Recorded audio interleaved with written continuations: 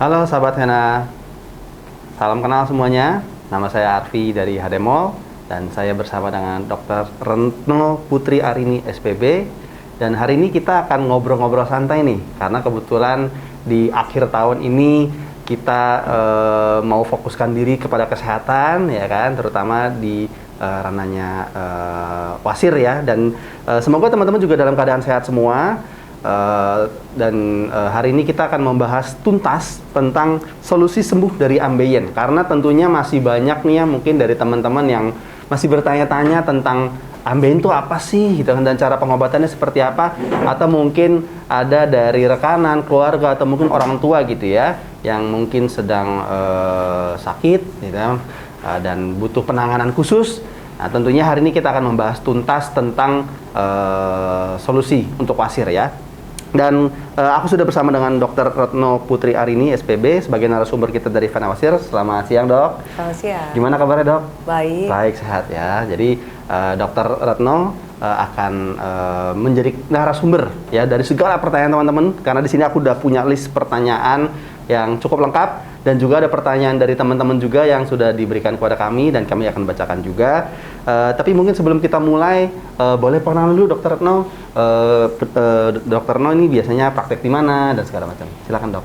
Baik teman-teman, saya Dr. Retno Putri Arini, spesialis bedah. Saya berpraktek di Vena Wasir Center, cabang TB Simatupang dan juga di Permata Depok. Selamat siang semuanya. Iya. Dan setahu aku, dokter-dokter di Vena Wasir itu rata-rata spesialis bedah ya, Dok ya? Semuanya ya? Semuanya ya. Jadi memang teman-teman nggak usah ragu banget kalau ke Vena Wasir nih, karena itu di-handle sama spesialis bedah ya. Jadi bukan sama dokter umum ya, sama spesialis bedah ya, benar-benar mengerti gitu ya.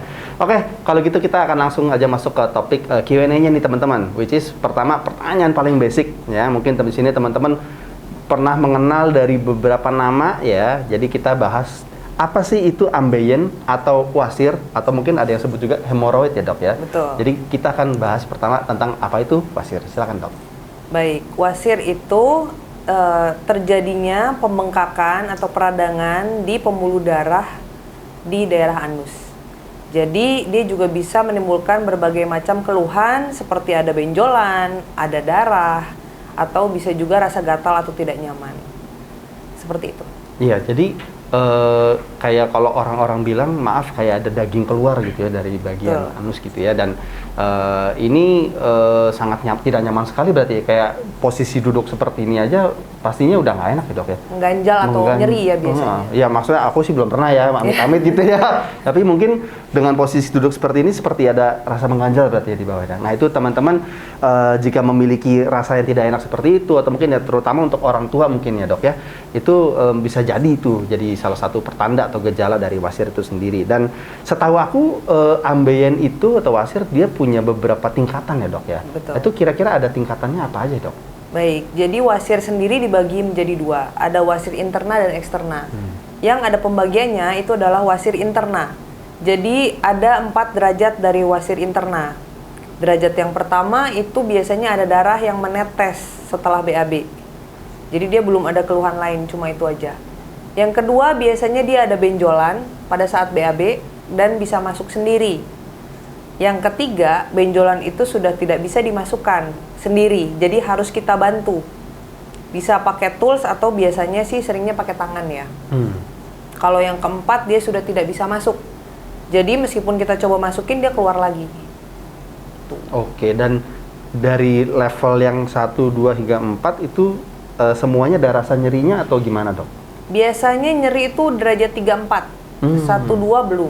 Jadi berarti yang kayak 1, 2 itu memang benar-benar dia kondisi mengetahui ada darah keluar aja ya? Ya, atau ada benjolan tapi cepat masuk sendiri. Cepat masuk sendiri, oke. Dan tadi dokter sempat menyebutkan tentang internal sama eksternal. Kalau yang tadi ada derajat itu yang internal gitu ya? Kalau yang eksternal itu seperti apa ya, Dok?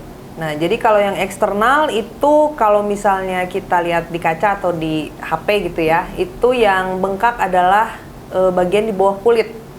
Jadi pembuluh darah di anus itu ada 2, yang di atas dan yang di bawah. Pada yang eksternal, yang bengkak itu yang di bawah. Jadi kalau kita lihat itu kulitnya kayak bengkak, gitu. Itu eksternal, dia tidak ada derajatnya. Oh, oke. Dan tapi dua-duanya sama-sama menyakitkan lah ya ibaratnya. Lebih sakit yang mana? eksternal ya. Lebih sakit yang eksternal. Jadi kalau kita bicara derajat, justru derajat eksternal lah yang paling sakit jadinya. Iya, bagian eksternal yang sakit karena dia sering ada bekuan darah. Bekuan darah itu yang bikin sakit. Atau yang derajat 4 biasanya. I see. Karena derajat 4. Tapi tentunya yang bisa menentukan itu internal sama eksternal kembali lagi ke dokter ya. Jadi teman-teman jangan lakukan self diagnose, oke? Itu yang mungkin sering banget terjadi di kalangan kita ya, Dok ya. Kadang-kadang suka self diagnose. Untuk teman-teman yang mungkin merasakan gejala atau nggak enak ataupun apapun, terlebih-lebih pertama-tama dikonsultasikan dulu kepada dokternya. Ya, ini kebetulan lagi ada Dokter Retno ya. Dokter Retno biasanya ada di cabang mana sih kalau boleh tahu? Ya, itu tadi saya di TB Simatupang di dekat Ayon Tanjung Barat ya lokasinya, sama di Permata Depok di Sawangan. Nah, itu ya. Jadi teman-teman kalau misalkan pengen cek sama Dokter Retno, nah tinggal datang aja tuh ke tempat tersebut ya. Jadi sekali lagi jangan lakukan self diagnose. Nah, berikutnya nih, Dok. Tentunya kita udah tahu nih dari derajat-derajatnya gitu kan, rasa nyerinya kita udah ngebayangin aja udah nggak enak ya, Dok ya. Nah, kira-kira yang menjadi penyebab umum dari ambeien itu apa sih, Dok, sebenarnya? Baik, jadi secara umum kebanyakan ya wasir itu disebabkan oleh karena kita pola BAB-nya kurang baik. Tapi bisa juga disebabkan segala sesuatu yang menyebabkan tekanan di perut itu besar. Seperti olahraga pun bisa. Misalnya olahraganya fitness atau naik gunung bawa barang berat gitu, itu juga bisa menyebabkan wasir. Selain itu bisa juga berbagai macam penyakit ya, misalnya diare kronis atau ada tumor di perut, atau bisa juga pada wanita hamil dan melahirkan, itu bisa juga menyebabkan wasir. Oke, jadinya untuk wanita hamil pun menjadi salah satu faktor risiko ya sebenarnya. Ya. Walaupun dia sebenarnya nggak ngapa-ngapain nih, misalnya di rumah aja gitu ya.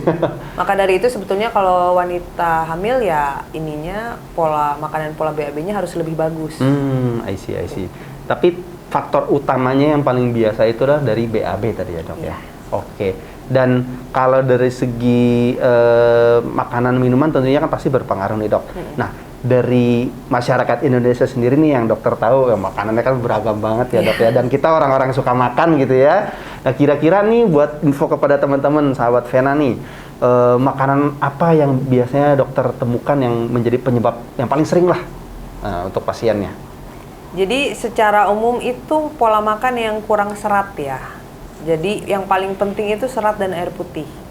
Kemudian yang menyebabkan wasir itu makanan yang menyebabkan kotorannya jadi padat atau bahkan diare. Jadi diare juga bisa menyebabkan wasir ya. Jadi kita harus makan makanan yang sehat, jangan makanan yang kotor, apalagi kalau yang pedas, berminyak. Ya yang seperti itulah yang bisa menyebabkan wasir. Juga banyak tepung-tepungan ya, karena tepung itu gluten itu nempel di usus. Jadi dia ke bawahnya nggak lancar. Oke, jadi karena makanan itu padat, nempel, otomatis ketika kita BAB harus ada tenaga lebih lah, ibarat yang ngeden gitu ya bahasanya ya. Karena dia keras, kalau enggak ya jumlahnya nggak banyak, jadi dorongannya kurang. Jadi kita yang harus dorong. I see. Karena sepengetahuan aku gitu ya, pernah denger juga dari salah satu dokter di Vena Wasir, katanya sebenarnya BAB itu nggak boleh lama-lama ya, duduk BAB itu ya. Betul, jadi kita harus membiasakan BAB setiap hari kalau bisa sebetulnya, karena ususnya sendiri itu menyerap air. Yang kedua, ya itu kita kalau BAB harusnya tidak lebih lama dari kencing. Jadi kan kalau orang kita suka sambil push rank, sambil lihat Instagram, TikTok, bawa-bawa HP itu nggak boleh, karena nanti jadi nyaman ya, jadi lama BAB-nya. Iya, tuh buat bapak-bapak tuh biasanya yang udah punya anak ya, mau kabur dikit ke kamar mandi tuh ya. Jadi teman-teman itu penting banget ya. Jadi sekali lagi faktor utamanya adalah tadi karena BAB yang mungkin terlalu lama, terlalu mengejan, terlalu mengeden gitu ya. Dan diusahakan bahwa durasi BAB-nya itu sama seperti durasi buang air kecil sebenarnya. Which is kalau nggak salah 1 menit lah ya, 1 menit. Kurang lebih. Ini makanya itu handphone jangan dibawa ke kamar mandi ya teman-teman ya, itu sangat berbahaya tuh. Oke, nah berikutnya nih, Dok. Jadi untuk teman-teman kita mungkin yang mulai merasakan gejala, mulai merasakan nggak enak gitu ya kan, ada nggak sih sebenarnya pertolongan pertama atau apa yang harus mereka lakukan di awal sebelum akhirnya dia oke, it's time to go to the doctor gitu ya. Mungkin karena entah dia tengah malam atau dia mungkin akses ke dokternya jauh gitu ya. Itu kira-kira ada tips nggak dok untuk itu? Sebetulnya kalau wasir itu kan bukan penyakit yang emergensi ya. Kecuali kalau dia sudah derajat 4, sudah besar, bengkak, sakit sekali. Itu teman-teman boleh melakukan sitz bath. Itu caranya kita rendaman air hangat, lebih hangat dari hangat-hangat kuku tapi tidak menyakiti kulit. 10 menit sehari 2 kali, dikasih garam kurang lebih setengah sampai 1 sendok teh. Itu rendaman aja, jadi nanti dia supaya otot-ototnya tuh rileks. Nah, oke, berarti jadi dari tips dokter tadi untuk penanganan di rumah lah ya, sebelum akhirnya memutuskan oke, let's time to go to the doctor gitu ya. Dan berarti apakah sampai harus benar-benar nyeri atau sebenarnya gimana dok ya? Maksudnya dia keputusannya untuk oke deh, time to go to dokternya itu loh. Oke. Karena mungkin dia kan menggunakan tips tadi dengan air hangat dan lain sebagainya. Tapi sampai di level mana kira-kira kita harus menentukan bahwa ya udah nih saatnya ke dokter. Karena mungkin kalau dari segi kita ngomongin derajat 3 sampai 4 kan sebenarnya udah harus ke dokter ya. Cuma mungkin kan orang awam nih how do they know gitu ya untuk itunya. Jadi pertama kalau misalnya memang ada keluhan di daerah anus sebaiknya periksa. Karena tidak semua gejala-gejala yang kita sebutin tadi itu pasti wasir. Bisa juga hal yang lain gitu. Jadi untuk diagnose sehingga kita bisa mengetahui cara penanganan yang tepat itu sebaiknya konsultasi dulu. Bisa jadi juga itu sesuatu yang memang harus ditangani segera. Gitu.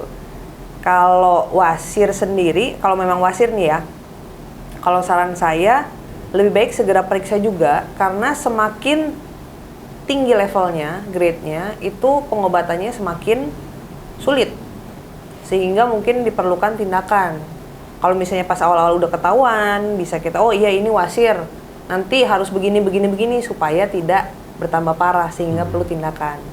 Seperti itu. Jadi semakin awal penyakit itu ditemukan, itu semakin baik. Oke. Dan apa maksudnya derajat itu pun bisa meningkat ya. Kan kalau tidak lama-lama kelamaan tidak dicek dan segala macam ya. Jadi kalau wasir itu dia step ladder, naik terus, keluhannya setiap kamu naik terus. Jadi itulah pentingnya ditemukan di derajat awal dan kita cegah progresivitasnya supaya tidak bertambah parah. Oke. Nah, kita bicara tentang tadi sudah derajat dan segala macam dan juga keparahannya gitu ya. Dan tentunya dari Vena Wasir sendiri kan memiliki beberapa jenis tindakan ya, beberapa jenis teknologi lah. Aku kan juga sempat ngeliat-liat bermacam-macam, ada 3 macam kalau nggak salah ya. Yang utama itu yang pila, 2 ya, radiofrekuensi sama yang laser ya. Oke.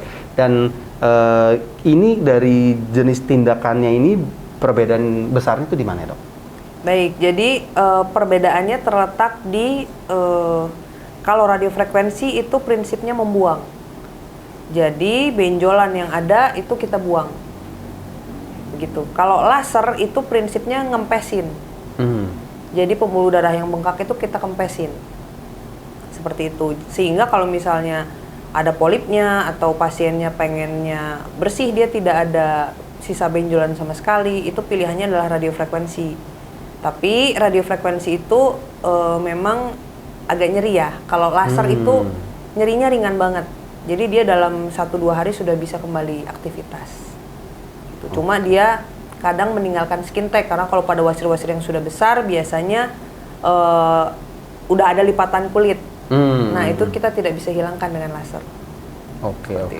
Dan untuk si tadi ya internal, eksternal dan derajat 1 sampai 4 gitu ya dok. Apakah misalkan contoh, kalau misalkan derajat 1, derajat 2 bisa pakai yang mana, derajat mana pakai yang mana, mungkin itu ada perbedaannya nggak sih dok? Ya, jadi kalau yang masih derajat 1 sampai 3 itu bagus dengan laser. Kalau 3, 4 itu pilihannya radiofrekuensi. Oke, jadi ya itu ya yang agak-agak sakit dikit lah ya. Tapi setahu aku jangan nunggu parah dulu. Jangan nunggu parah dulu teman-teman, itu dia ya tuh handphonenya tolong jangan dibawa masuk ke kamar mandi ya. Sama makanan tuh paling penting tuh ya teman-teman, dapat tadi makan pedas, makan berlemak mungkin itu ya yang sulit untuk dikeluarkan, itu tolong dikurangin ya teman-teman. Oke, dan setahu aku sih di vena wasir itu salah satu keunggulannya nih ya dok ya, itu minim rasa nyeri ya. Iya. Jadi ini berarti sebuah teknologi yang berbeda kalau misalkan kita harus, ini maaf ya dok ya, kadang-kadang ada orang yang pergi ke alternatif gitu ya dok ya. Ini tentunya menjadi satu solusi yang minim nyeri, karena setahu aku dan ini juga mungkin sebagai sharing session juga sama dokter biar konfirmasi pergi ke tempat alternatif itu justru kadang-kadang tidak menyembuhkan total juga ya dok ya? Jadi ya memang ada beberapa juga pasien yang datang ke kita setelah dari alternatif. Memang sih tanpa operasi, tapi ya efeknya tidak secantik itu. Jadi malah tetap membutuhkan penanganan. Iya, jadinya malah 2 kali lagi ya dok ya. Jadi teman-teman, segala sesuatu yang berhubungan kesehatan jangan lupa harus dikonsultasikan dengan dokter ya, dengan ahli medisnya. Oke. Nah, untuk teman-teman terutama anak-anak muda nih ya dok ya, dan setahu saya kan wasir itu mungkin dikenalnya dulu untuk orang tua ya. Tapi kayaknya zaman sekarang banyak ya dok ya untuk anak-anak muda nih ya. Nah biasanya nih anak-anak muda nih yang suka hangout gitu ya, pergi kemana, makan sini makan situ dengan gaya hidupnya, justru dapat mempertinggi resiko daripada wasir itu sendiri. Dan kira-kira tips dari dokter nih buat anak-anak muda nih, langkah-langkah awal biar bisa terhindarilah, menjauhi dari resiko wasir itu sendiri seperti apa dok? Baik, jadi yang jadi masalah adalah ketika kita nongkrong nih di kafe atau di mana gitu ya, makanannya itu kurang serat. Banyak tepung-tepungan, cake, kue, minum kopi. Sebetulnya tidak dilarang sih minum kopi, karena sebetulnya di kopi itu mengandung kafein. Kafein itu mengeluarkan cairan di tubuh lewat kencing. Jadi tubuh kita kekurangan cairan. Sebetulnya asal teman-teman minum air putihnya tetap banyak, itu nggak masalah. Terus kalau misalnya memang nongkrong nih, makan di kafe, makannya kue aja atau pasta gitu ya, nanti pulang jangan lupa makan buah. Okay. Dan buahnya kalau bisa buah ya, jangan ya yang jus-jusan aja ya gitu betul. Ya, beneran buah gitu ya. Iya, karena kalau jus-jusan itu kan kadang ditambah gula, kadang ditambah air ya. Dan buah sendiri juga kalau saya sih tidak menyarankan pisang ya. Karena pisang itu membuat kotoran menjadi padat, nanti jadi keras. Tuh yang bagus sih ya pepaya, buah naga, melon, semangka, mangga, apukat yang banyak airnya. Oke. Nah itu sebenarnya gaya hidup yang itu nggak mahal ya dok ya? Iya, makan buah mah nggak mahal dan sehat banget tapi murah ya, bisa dibeli di supermarket dan lain sebagainya. Jadi itu teman-teman ya, untuk teman-teman yang suka nongkrong ya, again it's very okay, tapi harus menjaga keseimbangannya gitu lah yang penting ya. Tadi minum air yang banyak, makan buahnya yang juga teratur, yang banyak airnya dan segala macam. Again kalau tidak dijaga, jangan sampai kita terkena penyakit gitu ya, apalagi ini penyakit yang sebenarnya bikin nggak nyaman banget gitu, apalagi anak-anak muda ini kerja di kantor duduk ya, kita di rumah duduk ya, di kafe juga duduk, berhubungan sama duduk. Kalau udah kena wasir, duduk tuh udah pasti nggak nyaman ya dok ya? Iya, betul. Dan kalau kita duduk itu sebetulnya tidak secara langsung menyebabkan wasir ya. Cuma dia kalau kita kurang bergerak kan secara umum pembuluh darah di tubuh kita juga nggak lancar. Jadi ya sarannya kalau bisa mungkin setiap 1-2 jam jalan kaki kemana, ke toilet, ngambil minum gitu, supaya ada gerakan badan sehingga aliran darahnya lebih lancar. Betul sekali. Makanya sekarang ada meja tuh dok yang bisa diangkat ya.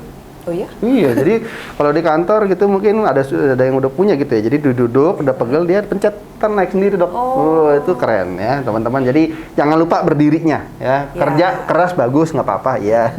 Tapi jangan lupa juga istirahat ya. Oke, nah kita akan masuk ke sesi yang kedua nih. Nah ini adalah pertanyaan dari para penonton nih, teman-teman semua nih, sahabat Vena nih ya. Jadi kita akan baca satu persatu dan dokter akan klarifikasi ya, jawab pertanyaan ini. Dari Tiara aja 1290.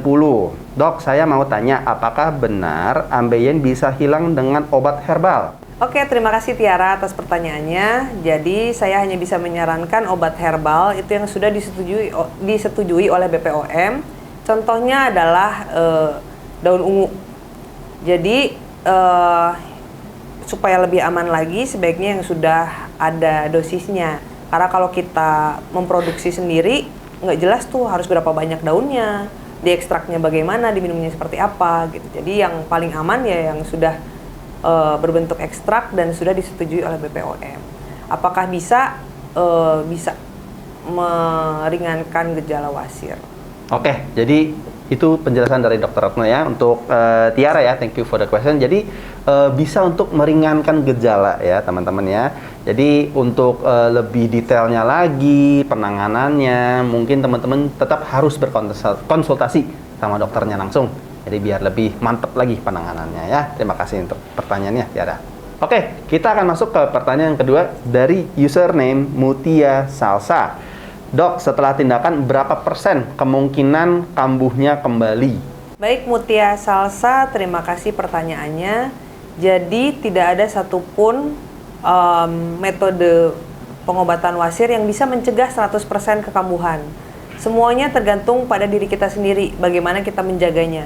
Karena semua pengobatan pada wasir itu kita mengobati bagian yang sudah bengkak. Sedangkan pembuluh darah normal tetap ada karena dia ada fungsinya. Oleh karena itu, setelah diobatin, itu kita harus jaga. Kita harus menjaga pola makan dan pola BAB yang baik dan juga tentunya pola hidup yang baik. Berapa persen ya klaimnya sih bisa mengobati wasir sekitar 90% ke atas ya, kurang lebih gitu. Jadi sisa kurang lebih 1-10%-nya ya tergantung dari diri kita masing-masing. Gitu. Nah, itu dia tuh jawabannya dari Dr. Retno. Jadi, untuk kambuhnya bisa datang kembali, itu sebenarnya tergantung lagi ya dari teman-teman ya. Walaupun nih dari penanganannya sudah pakai laser ya kan, beberapa hari juga sudah pulih, sudah bisa melakukan aktivitas kembali. Tapi ketika kita tidak menjaga pola hidupnya kita ya, yang tadi juga sudah disebutkan di awal, itu masih tetap ada resiko untuk kambuh kembali. Oke, terima kasih nih untuk pertanyaan dari Mutia Salsa. Baik, untuk pertanyaan yang ketiga, ini datang dari username Udin_2278. Pertanyaannya adalah, mau tanya dok, saya sudah banyak makan serat dan minum air, tapi kenapa wasirnya tetap kambuh ya? Nah, ini mungkin bisa dijawab dok. Terima kasih Mas Udin atas pertanyaannya. Jadi, kenapa sih sudah cukup minum air putih, sudah cukup makan serat, tapi masih sering kambuh? Jadi, air putih dan serat itu hanya menunjang supaya BAB-nya baik. Tapi, apakah Mas Udin BAB-nya sudah baik polanya dengan minum air putih cukup dan makan serat cukup? Masih mungkin misalnya makan makanan yang terlalu pedas, atau bisa juga ternyata yang kurang adalah bakteri sehat di usus. Jadi bisa juga dibantu dengan yogurt atau buah-buahan. Kemudian bisa juga dari pola hidup, misalnya tadi ngangkat-ngangkat barang berat atau olahraga yang meningkatkan tekanan di perut, atau mungkin juga ada penyebab lain. Kalau memang tidak membaik, ya sebaiknya periksa aja ya. Supaya kita tahu ini penyebabnya kira-kira apa gitu kan. Kita juga akan diskusi lebih lanjut mencari penyebab BAB-nya atau wasirnya juga tidak juga membaik padahal pola makannya sudah baik. Gitu. Nah, begitu ya jawaban dari Dr. Retno untuk Udin.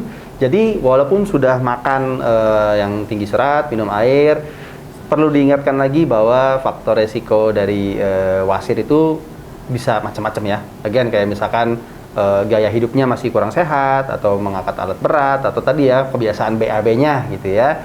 Itu justru juga masih ada resikonya untuk kembali lagi.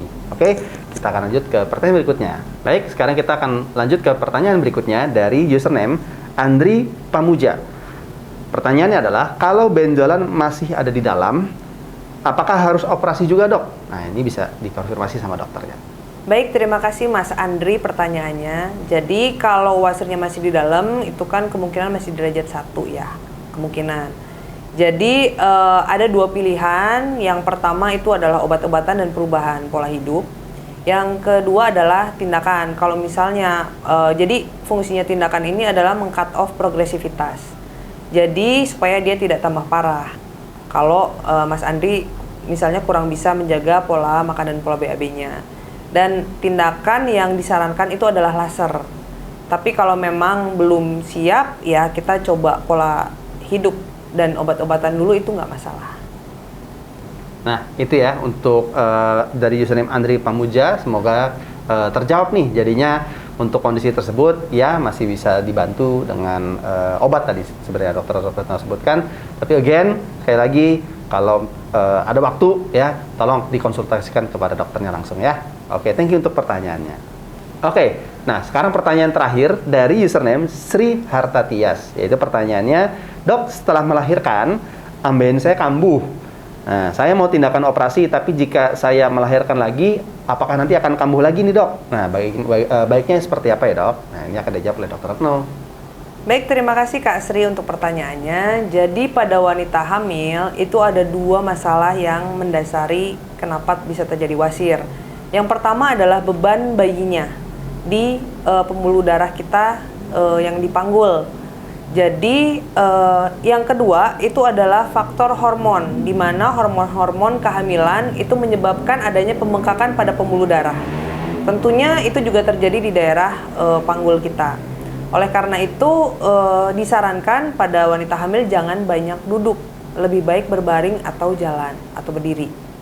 Kemudian secara umum jika pola makan dan pola BAB-nya baik setelah melahirkan, itu wasirnya bisa kempes sendiri. Tapi apabila memang tidak kunjung kempes dan memang ada rencana untuk hamil lagi, kalau boleh saya sarankan lebih baik dilakukan tindakan dulu, karena kalau basicnya sudah ada wasirnya, nanti pada saat kehamilan dan persalinan resikonya wasirnya akan bertambah berat. Dan selama kehamilan itu tidak sangat kita hindari untuk melakukan pengobatan-pengobatan maupun tindakan untuk wasirnya gitu. Jadi dan setelah jadi kita lakukan tindakan sebelum kehamilan, dan pada saat kehamilan Kak Sri harus bisa lebih menjaga pola makan, pola BAB dan gaya hidupnya supaya tidak kambuh lagi. Nah, itu ya, jadi untuk Mbak Sri jawabannya dari Dokter Retno. Jadi memang walaupun dalam kondisi hamil tolong dijaga juga dari gaya hidupnya ya, dan juga dari segi gerak-geriknya ya, bergerak sedikit gitu ya, jadi tidak hanya duduk terus gitu. Dan setahu saya memang agak tricky ya dok ya kalau dari keadaannya ibu hamil gitu, jadi harus dikonsultasikan nggak hanya dari dokter wasirnya aja, tapi juga dari dokter kandungan sebenarnya. Iya, jadi kalau saya sih sebisa mungkin kita mencegah ngasih obat-obatan terlalu banyak untuk ibu hamil, takutnya berpengaruh ke bayinya. Selain itu juga untuk tindakan kan pastinya ada obat-obatan yang masuk ya. Gitu. Jadi kita sangat menghindari hal. Nah, again konsultasikan juga kepada dokter kandungannya juga nih, karena sangat-sangat ini ya sensitif soalnya ya. Oke, kalau gitu itu semua pertanyaan dari teman-teman yang sudah dijawab oleh Dr. Retno. Semoga mendapatkan insight-insight baru nih dari podcast hari ini ya. Nah, teman-teman sahabat Vena, berakhirlah juga dari podcast kita hari ini. Jadi sebagai rangkuman nih dari apa yang udah kita bicarakan hari ini, sebenarnya wasir itu bisa banget dicegah ya. Kembali lagi kepada pola dan gaya hidup teman-teman, dari segi makanan, minuman, ya kan, dari ngangkat beban berat dan lain sebagainya, juga tadi dari BAB-nya juga gitu ya. Tapi teman-teman juga nggak perlu takut nih kalau misalkan teman-teman ataupun dari rekanan ya kan, atau mungkin keluarganya, dari orang tuanya yang memiliki keluhan seperti ambeien, wasir, itu tidak perlu takut ya, tinggal dikonsultasikan aja kepada Vena Wasir Center, atau bisa chat juga ke HD Mall untuk tanya-tanya dulu deh ya, sekadar tanya-tanya dulu, dikonsultasikan, nanti baiknya ngambil treatmentnya yang mana nih gitu. Karena dari treatment ini juga teman-teman nggak perlu takut ya. Salah satu keunggulannya dari Vena Wasir Center itu adalah minim rasa nyeri dan pemulihannya juga lumayan cepat loh. Jadi semoga bisa beraktivitas kembali dengan lebih cepat juga ya. Gitu. Nah, sekali lagi teman-teman bisa langsung cek ke Instagram ataupun ke websitenya HD Mall dan juga Vena Wasir Center, karena kebetulan di tahun 2023 yang mau berakhir nih ya dok ya, ini lagi ada diskon gede nih ya, jadi pas banget buat teman-teman yang sekiranya aduh udah mulai nggak nyaman nih, atau orang tua aku kasihan nih, aku kasih apa ya buat orang tua aku ya, nah, dibiayain berobat wasir, itu mantep banget ya. Kita lagi ada diskon 15% ya dari kerjasama antara HD Mall dan juga Vena Wasir Center. Langsung aja tanya-tanya masih gratis, don't worry. Nanti kita akan berikan rekomendasi yang terbaik buat teman-teman semua. Sekali lagi terima kasih banyak Dr. Retno untuk waktunya di siang hari ini. Semoga bisa memberikan hikmat dan juga insight kepada teman-teman sahabat Vena. Sampai jumpa di podcast berikutnya. Bye-bye.